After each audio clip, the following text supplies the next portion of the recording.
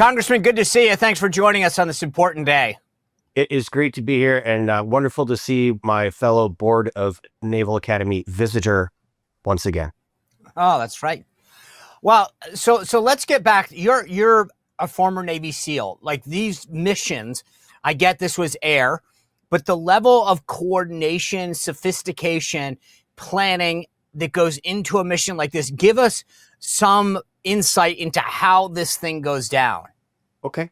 Well, Sean, I'm also on the House Armed Services Committee where I do intelligence and special operations subcommittee. I also am on the strategic platform subcommittee, which these our beautiful B2s are in my portfolio. So I try to explain to civilians the complexity of these things. And here's something pretty much everyone can understand. Did you ever go to like a music festival or a parade and say, hey, I'll meet a friend or a family at this place in this time?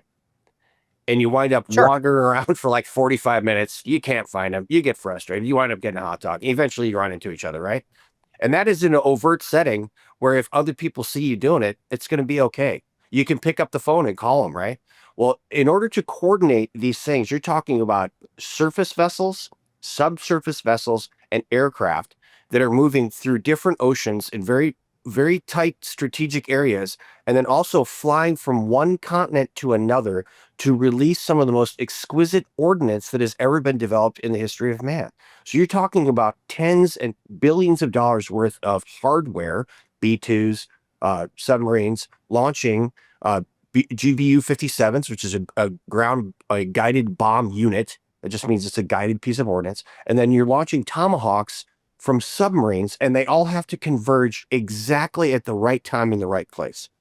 The United States military is the only military in the world that was capable of pulling this operation off, and it was done to perfection. I'd like to compliment the Commander-in-Chief and also the Secretary of Defense for making this happen, and the Chairman of the Joint Chiefs of Staff. This is absolutely amazing. Sean, this military operation is going to go down in the history books as one of the most exquisitely performed military operations in the history of the world, period. Well, I said that earlier this morning on the morning meeting. Yeah. I fully agree with you on that. Just give me some background. If this was something that the SEALs were involved with, how far out would you guys have known about this? Because I guess there's a difference between the planning that went into it, right? And then the go that the president gave, meaning the military went to the president at some point in the last couple weeks and said, if you give us the green light, we have this plan. Here it is laid out for you to go. How far out did this thing get planned and executed before it got executed? Well, Sean, some of these flight profiles have been run since the B-2 was developed. And the ability for our submariners to navigate through very troubled waters and launch Tomahawks, they've done that before repeatedly. So what you're talking about here is muscle memory that has been developed over a period of time that was acted upon. One of the most complicated things you have to do is something called the CEOI, and that's the communications matrix that you got to put together. And then you have very specific timings, and you have look, by X period of time, a B-2 has to be geographically located in this place.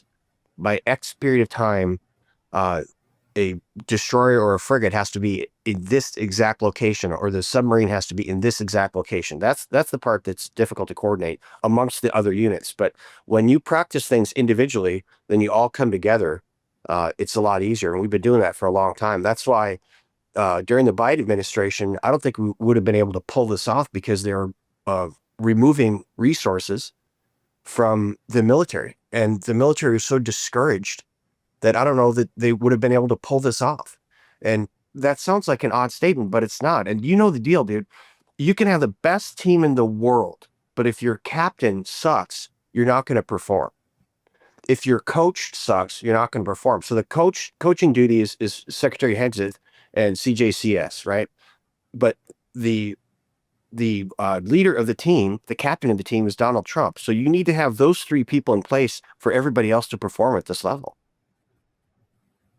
So, I mean, to your point, what I thought was amazing was that you've got Navy assets firing the Tomahawks, and then you've got Air Force assets in the B 2, all coordinated together in terms of the timing of those strikes. That just doesn't happen. It's not like you sent one B 2 over and said, drop this ordinance. This all happened in unison. Yes. And that's what I'm talking about. Everybody was banging on all cylinders.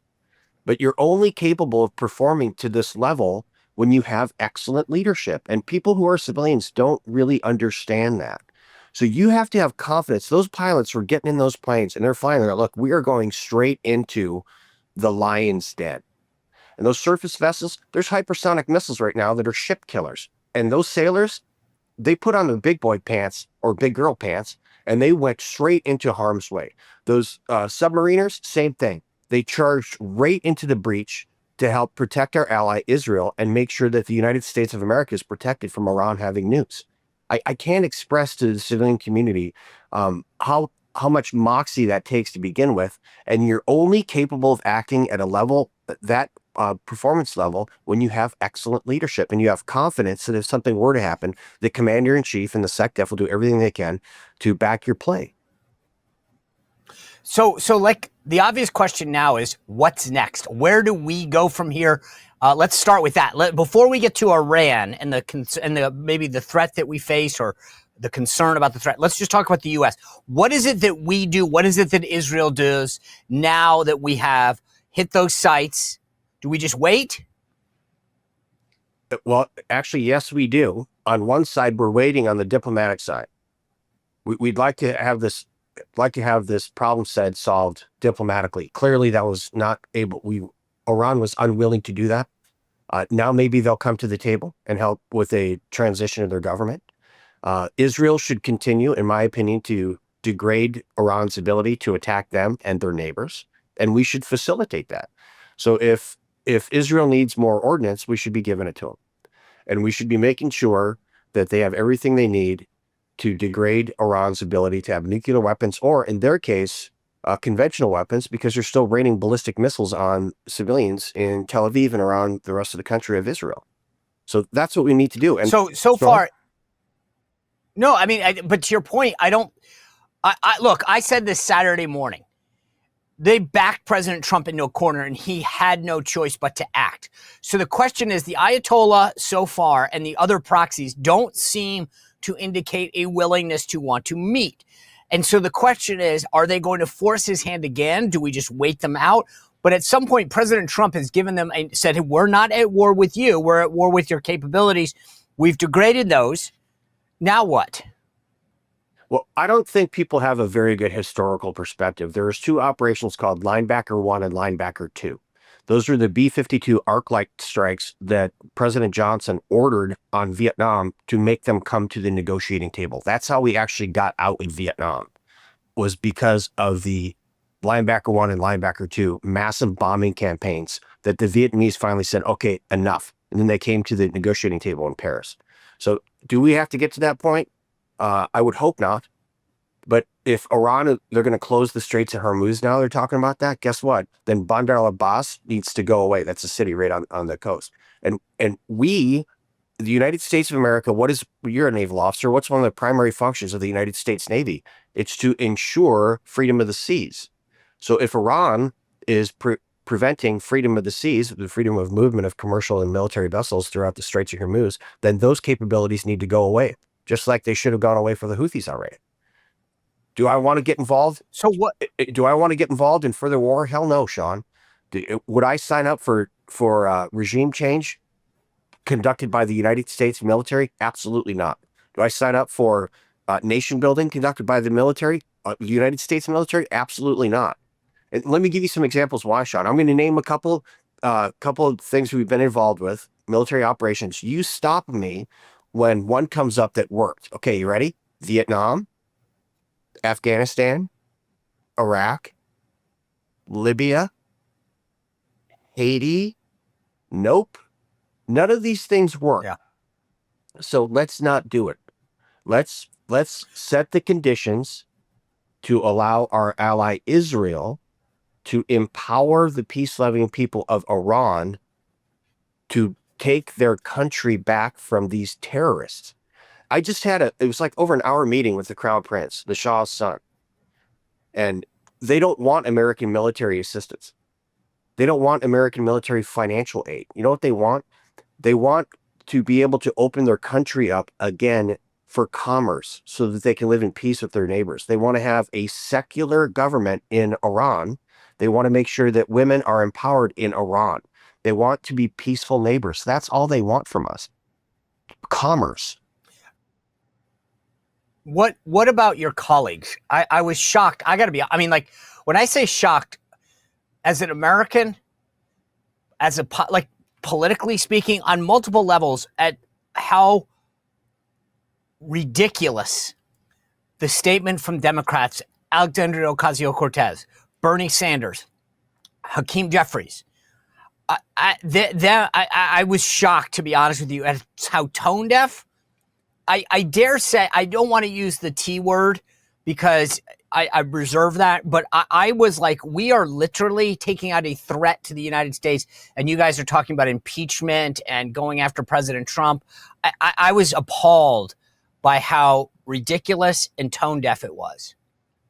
Again, absolute lack of historical perspective. Unfortunately, many of my Democrat colleagues have the memory of a gnat. I don't recall any of them calling for Obama to be impeached when he intentionally targeted and killed 4 American citizens with missiles. Do you remember that? Al-Aqi, the Hellfire missiles, the President of the United States, Obama, assassinated American citizens with drone strikes. And I don't recall Bernie Sanders saying that was bad. If he did, good on him. But I don't recall this massive outrage when Obama killed American citizens. So, Sean, we have members of the Democrat Party who are demanding the return and the to have return of or freeing of criminal illegal aliens that have raped and murdered American citizens, and saying that even though they have a lawful deportation order, they don't have due process, which is just a lie.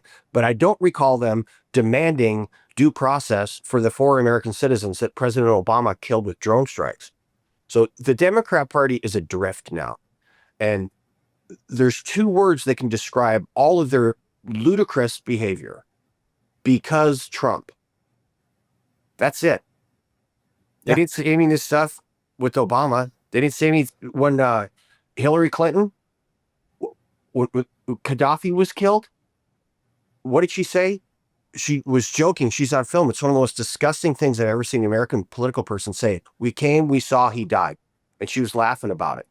What's going on in Libya right now? Open slave markets. That's on Clinton.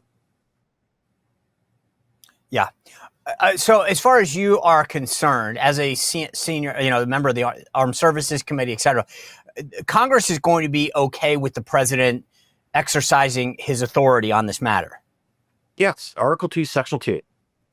The President of the United States will be the Commander-in-Chief of the Army and the Navy and the militias of the various states when assembled. So, yeah, absolutely. Do we need to do Article 1, Section 8? That's the War Powers Act? No.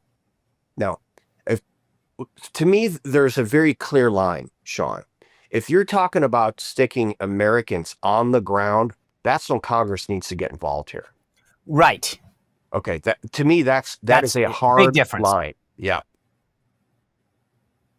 So, I mean, I get your point. I mean, they have been silent, if not encouraging, when Obama did stuff in particular. It's amazing that suddenly now that there's a red line, Bernie Sanders cares. Well, Bernie's out freeing Palestine and getting rid of the oligarchy. Maybe he should just stay in that lane. And speaking on that note, but is there anyone serious? Are there any serious Democrats that you respect on your committee that have shared that sentiment, or is it isolated to the crazy leftists? I haven't spoken to him yet. I'm actually heading back to DC right now, but I've been very frank. I'll be very frank with you. I've been incredibly disappointed by the Democrats on the House Armed Services Committee.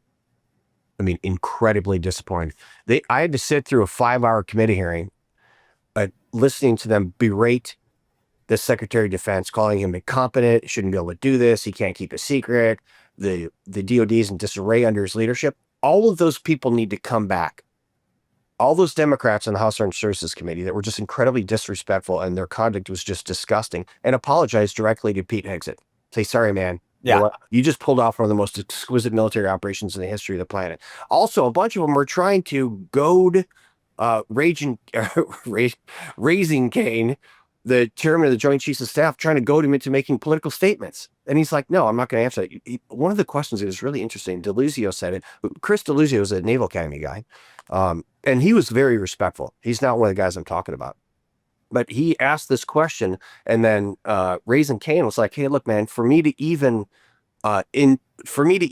engage with that question itself would be inherently political, so I'm not going to do it. And Chris, to his credit, said, okay, I respect that answer. That's good. But some of the folks on there was just amazingly disrespectful. And it turns out they're all wrong. It does. Congressman, former Navy SEAL, Armed Services Committee member, Derrick Van Orden, I appreciate you being with us and sharing your insight. I'm looking forward to what you guys do this week in Congress. And obviously, you've still got the big, beautiful bill coming your way as well. So thanks for everything you've done to serve the country and continue to do. Well, sir, you are welcome. God bless you and your listeners, and may God protect Israel in this incredibly difficult time. Thank you. Well, if you enjoyed this content, make sure to like this video, subscribe, and click the notification bell to get more.